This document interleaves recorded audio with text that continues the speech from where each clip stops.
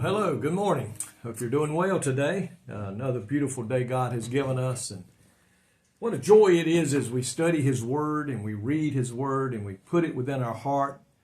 The Bible says, "Thy word has I hid in my heart that I may not sin against God." And I pray today that you're doing that as we study His Word together and go through certain scriptures. And I pray today that it's being a benefit to you and helping you in any way possible. And thank you for your comments and for your prayers. I want to talk to you today in Hebrews chapter 9, verse 14, chapter 9 in the book of Hebrews, verse 14, and then I'm going to go over to 1 John, and I'm going to go to verse 7. 1 John chapter 1, verse 7. 14 in the book of Hebrews chapter 9 says, "How much more shall the blood of Christ, who through the eternal Spirit offered himself without spot to God, purge your conscience from dead works to serve the living God?" Jesus went to the cross to be the perfect sacrifice. The blood of Christ is central to the New Testament concept of redemption. The Bible says without the shedding of blood, there's no remission of sin.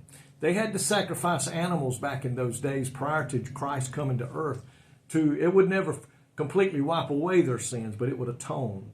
But by the blood, Christ accomplished the following upon the cross. Number one, His blood forgives the sins of all who will repent and believe. The blood of Christ covers our sins when we come to Him and repent and believe. His blood ransoms all believers from the powers of Satan and evil powers. When the blood of Christ is applied to our life, it ransoms us from the power of Satan. Satan can't cross the bloodline. There's nothing he can do to remove that blood from our heart and from our lives. It ransoms us from the power of Satan. Number three, His blood justifies all who believes in Him. And it is only by the blood of Christ. The Bible says the name of Jesus Christ is the only name by which man can be saved. Why? Because He went to the cross and He died upon the cross that we could be saved.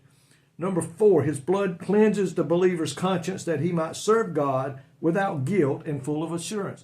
When we are saved, we receive the assurance and the confidence that we have been forgiven by Jesus Christ. Folks, don't let the devil try to convince you that God never saved you. You had done too much. You had been too bad.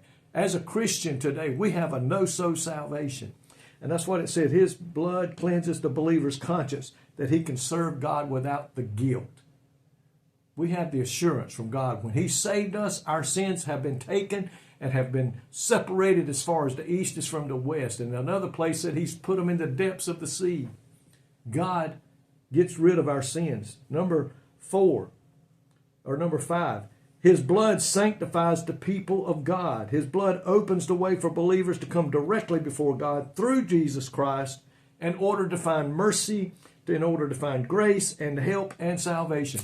When we were saved and the blood of Christ came in and covered our sin, it opened up the doors to heaven so that we can come straight to Christ and go boldly before the throne of God and bring our petitions to Him. I am so thankful for that today.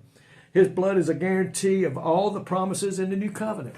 Every promise in the book, in the New Testament today, that God promised to do this, He promised to do that, He promised not to let this happen or what, all of those became our promises at the moment we became saved. I'm so thankful for that. God has never broken a promise. He's never failed to fulfill a promise. So we have the faith and the confidence that the promises of God are ours. The saving, reconciliating, and purifying blood of Christ is continually appropriated to the believer as we draw closer to God. Over in 1 John chapter 1, verse 7. Says, "But if we walk in the light as He is in the light, we have fellowship with one another, and the blood of Jesus Christ, His Son, cleanses us from all sins." There's another promise right there, that the blood of Jesus Christ enables us to walk in the light as He is in the light, and that we have fellowship one with another.